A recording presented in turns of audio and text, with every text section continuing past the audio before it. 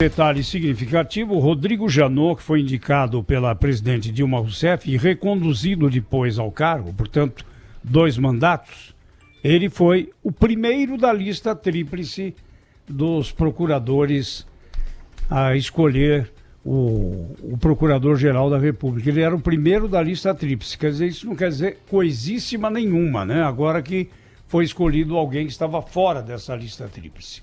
Mas vamos ao assunto do Supremo Tribunal Federal, que ontem tomou essa decisão, né? Ainda não acabou a votação, faltam alguns ministros, mas a maioria já se manifestou de que os réus delatados não podem ser a última palavra ou no mesmo tempo dos delatores. Os réus delatados devem se manifestar depois dos delatores, foi a tese vitoriosa dos advogados de defesa de réus da Lava Jato. Mas a forma como a nova regra vai ser aplicada ainda precisa de uma decisão dos ilustres ministros. A sessão chegou ao fim com maioria formada, mas sem o resultado ainda, porque faltam votar o presidente Dias Toffoli e o ministro Marco Aurélio Mello. O relator Edson Fachin, e ontem nós já desconfiávamos aqui quando comentamos sobre as derrotas dele na turma, né? Que poderia não vingar a tese dele como relator. Ele tinha a tese de que não se pode anular algo que não seguiu uma regra que não existia. Mas o ministro Alexandre de Moraes, eu até me surpreendi com o voto dele, viu? Porque rixa com o Sérgio Moro. Hein? Rixa com o Sérgio Moro, isso aí chama. É, né? Rixa com o Sérgio Moro, rixa, certeza, né? Porque aqui em São Paulo ele sempre foi um duro defensor aí de medidas mais apropriadas contra a bandidagem, né? Mas ele abriu os debates, jogou a bola na área daqueles que já achavam isso, né? E disse que o delator tem interesses diferentes do réu e não pode ser dele a última palavra. Vamos ouvir o Alexandre de Moraes. Em que pese o delator ser formalmente réu, em verdade, o seu interesse é pela condenação do delatado. Ele não precisa se defender, ele já fez um acordo. Luiz Roberto Barroso percebeu, né, o que pode acontecer daqui para frente e já prevendo derrota no momento em que foi votar, sugeriu aplicar a nova regra só a partir de agora. Ora, mas não temos aí um princípio de que a nova regra pode não prejudicar, mas beneficiar aquele que já foi condenado? Não é isso? Então, eu não sei, essa tese do Barroso também me parece já superada, mas vamos ouvi-lo. O cenário deste julgamento é o cenário de um país que procura se libertar do domínio oligárquico da corrupção estrutural e institucionalizada. Esta corrupção que, como disse, não é fruto de pequenas fraquezas humanas, de pequenos desvios individuais. São mecanismos profissionais de arrecadação, desvio e distribuição de dinheiros. E agora a bomba ficou nas mãos do presidente do Supremo, Dias Toffoli, que também entendeu como o Luiz Roberto Barroso e vai sugerir uma proposta abrangente. A partir de quando a nova regra poderá ser aplicada? Vamos ouvi-lo. Nós estamos diante de um caso que é de importância relevantíssima, máxima. É importante que os 11 juízes estejam votando e que os 11 juízes decidam sobre a tese e oriente todo o sistema de justiça de uma maneira bastante clara. Quer dizer, a bomba está nas mãos dos ministros do Supremo Tribunal Federal. Eles a montaram e agora, né? Vamos ver os estilhaços a quem vão atingir. Agora, de fato, é uma vergonha, né? O Zé Paulo, que é um homem elegante, disse que ficou surpreso com o voto do ministro Alexandre de Moraes. Eu fiquei, mais do que isso, eu fiquei decepcionado, realmente decepcionado. O que a gente viu foi por rixas pessoais com o ministro da Justiça. Não se sabe exatamente por quê. Será que é porque o Sérgio Moro está sendo o melhor ministro da Justiça do que ele foi? Por conta de vaidades no campo jurídico? Não se sabe ao certo. O fato é que o voto do ministro pode ter sido influenciado por outros fatores que não sejam o de fazer justiça, né? Tamo mal, viu?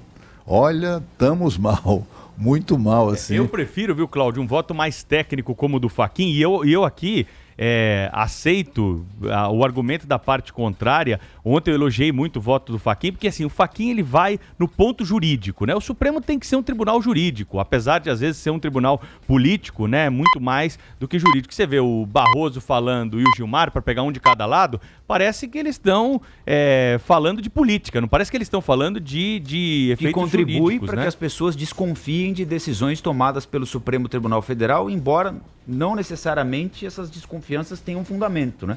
Mas como o argumento é sempre político, por exemplo, a gente estava falando aqui fora do ar, o discurso que nós separamos, o trecho que nós separamos aqui do voto do ministro Barroso, parece o discurso, sinceramente, com todo respeito a ele, ao conhecimento jurídico que o levou até lá, mas parece o discurso de alguém que está num caminhão da Avenida Paulista, defendendo a Operação Lava Jato, e não uma argumentação técnica de alguém que entende que uma decisão deve ser tomada por essa razão e não por outra razão, assim como no caso do Gilmar Mendes, para não ficar só de um lado, que defende apaixonadamente tudo aquilo que pode contrariar a Operação Lava Jato, muitas vezes sem fundamentar tecnicamente as razões que o levam a tomar determinada decisão. Sobre o voto do Alexandre de Moraes, eu tomo a liberdade de discordar aqui de vocês. Acho que ele pode ter as razões dele para eventualmente ter alguma rusga com o Sérgio Moro, querer confrontar a Operação Lava Jato por essa ou por aquela razão, mas do mesmo ponto de vista, me parece que ele tem um ponto jurídico que merece discussão, assim como tem o Fachin.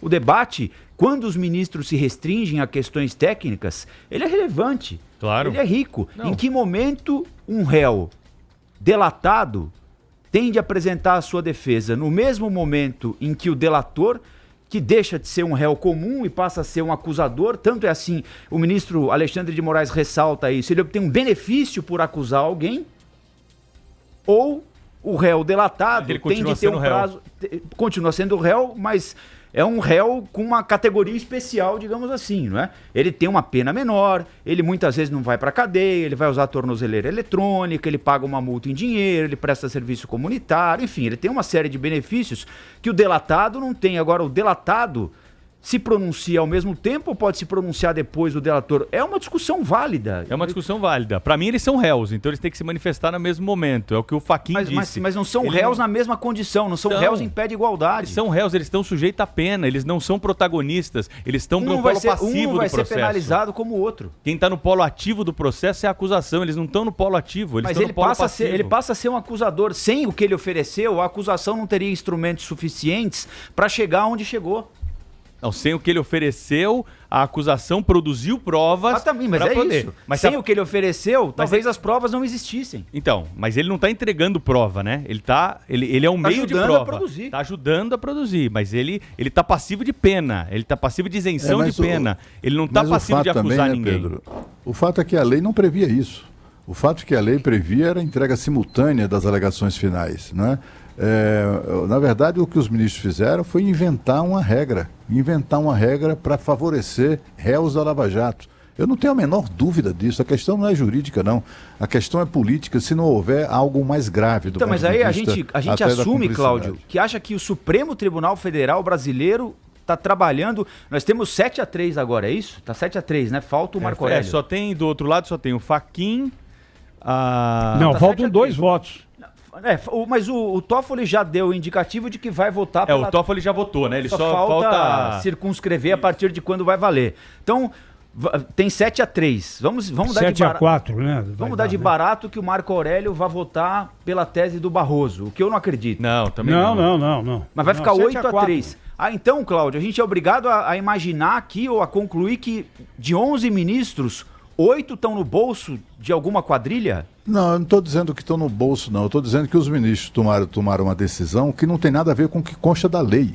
Trata-se disso. A motivação de cada ministro, aí você pode explicar cada um dos votos. Tem aquele ministro que tem vínculos até afetivos muito fortes com o Partido dos Trabalhadores, com quem o nomeou.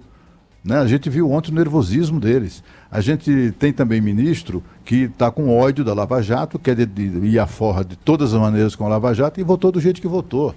Tem ministro que deu sinais de que votou porque tem uma rixa com o ministro da Justiça, Sérgio Moro. Quer dizer, cada um tem a sua motivação. A única coisa que não prevalece num quadro como esse é a justiça. Esse é que é o problema. Eu acho arriscado a gente colocar o Supremo Tribunal Federal nessa condição de um tribunal que só toma decisões certas quando a sociedade concorda com elas. Nem sempre é assim. Antes seria mais fácil conviver nesse tipo de ambiente. Mas nem sempre é assim. A história da Carmen Lúcia, por exemplo. E simpatia por um determinado partido político, eu repito aqui o que eu tenho dito. Houve uma série de oportunidades para ministros se manifestarem. Todo o impeachment da ex-presidente Dilma Rousseff, todas as tentativas do ex-presidente Lula, que está preso desde o dia 7 de abril de 2018, 1 ano e meio de cadeia. Todas as oportunidades foram apresentadas. Zé Dirceu na cadeia, Zé Genuíno na cadeia, no Mensalão, não sei mais quem, Delúbio Soares, Vacari. Eduardo Cunha, mas estou falando aqui especificamente da simpatia pelo PT. Mas agora a Lava Jato está mais fragilizada, né, Rafael? Não, é sim, diferente. Agora está fragilizada, mas... Agora fica mais fácil para alguns ministros também. Sim, mas só vale, qualquer decisão só vale se é a favor da Lava Jato. Não é só vale se é a favor, a gente está discutindo a possibilidade de uma influência política. A gente acabou de falar aqui do chefe da Lava Jato. Da Carmen Lúcia para você, que é o exemplo contrário, né? Não é o exemplo de quem... A Carmen Lúcia votou de um jeito na segunda turma, ontem ela surpreendentemente mudou de opinião, né?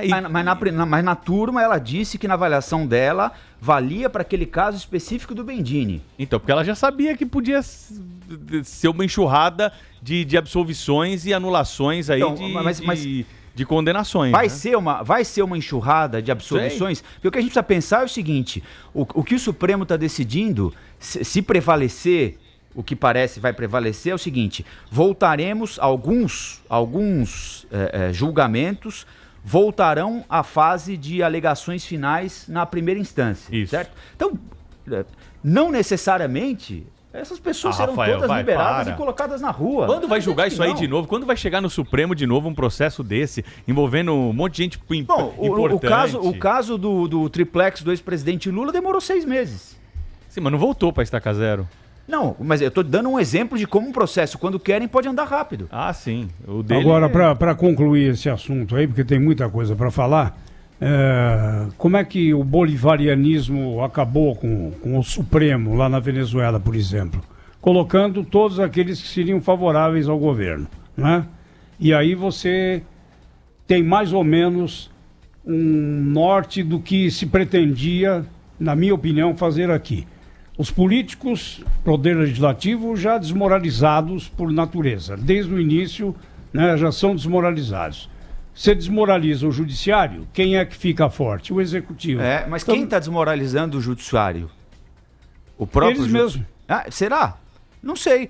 Ou quem acha eles que mesmo, quem acha que eles só podem tomar a decisão que a gente julga corretas. Não, contra a corrupção. Eu acho não é as que nós achamos, é que todo mundo entende assim, a corrupção. Nós temos que combater a corrupção. Sim, eles não estão ajudando. É claro que temos de combater a corrupção. Agora, eles não ajudam. Tem um processo para combater a corrupção. Não é eleger alguém e meter na cadeia. As coisas precisam ter um processo. Se em algum momento a gente achar que alguma coisa nesse processo ocorreu de forma inadequada, volta atrás e pune de novo. Então, esses que estão sendo julgados lá, o Ademir Bendini, esse outro aí, que eu nem guardei o nome dele, o da Petrobras, eles fizeram ou não mal feitos? Fizeram, claro que fizeram. Não há nenhuma dúvida com relação à culpa desses ladrões. Não há dúvida com relação a isso, tanto assim que eles foram condenados. E serão condenados novamente. O problema é o merdeiro que eles criam com decisões como essa, entendeu? Uma decisão... O ex-presidente Lula deu demonstração de que já sabia de que isso ia acontecer. Não acha estranho, não? Mas está na cadeia, Cláudio. Ele tenha dito... Você acha que o Lula é valente de chegar e dizer eu não vou pedir progressão do regime, eu vou ficar aqui, só aceito sair daqui se a minha sentença for anulada. Então, mas essa decisão ele fez essa aposta, ele fez essa aposta. E para fazer essa aposta, ele certamente tinha suas razões. Mas essa decisão de ontem não anula o caso pelo qual ele está na cadeia. Sim, mas anula o seguinte. Ele está na cadeia pelo caso do triplex do Guarujá. Abre portas para isso, né, Rafael? Não, para esse caso... E anula o caso seguinte. No caso do triplex do Guarujá, O Léo Pinheiro ainda não era, ele não tinha assinado delação premiada. Então, não há interferência. Vamos imaginar Mas que... no do sítio. Mas no sítio é outro caso. Se o Lula tem, eu até acho que tem esse cálculo a que o Cláudio se referiu mesmo. Ele quer pagar de herói agora, fala assim, não, eu não aceito sair daqui com tornozeleira eletrônica, porque eu só vou sair daqui o dia que a justiça admitir que errou. Eu não tenho a menor dúvida que o cálculo dele é esse mesmo. E é um cálculo infeliz. E até infantil para alguém politicamente inteligente como ele. Porque nesse caso do triplex do Guarujá, o Léo Pinheiro não era delator ainda. Se não era delator... Não é esse caso, na verdade, né, Rafael? Então... Nesse primeiro caso, já tá no final, já era. Então ele A preocupação dele é o seguinte, o caso de Atibaia. Então, mas mesmo assim, Cláudio, o que eu quero dizer é o seguinte, vamos imaginar que ele saia, ele já pode pedir o semiaberto agora, que daqui um mês ele fala, não, quer saber, vou sair. Ele vai sair como corrupto e lavador de dinheiro, porque esse caso já era. Esse caso acabou. O que pode acontecer para ele é voltar para as alegações finais da primeira instância, o caso do sítio em Atibaia, que está para ser julgado no TRF4 em segunda instância. Então, nesse caso, ele poderia ser beneficiado. Agora, ele não vai sair da cadeia amanhã como ficha limpa, como pode parecer. Não, no caso do triplex do Guarujá, nada muda, ele continua condenado. Não é isso que eu estou dizendo. Não é isso que eu estou dizendo. Estou me referindo a Atibaia, né? Sim.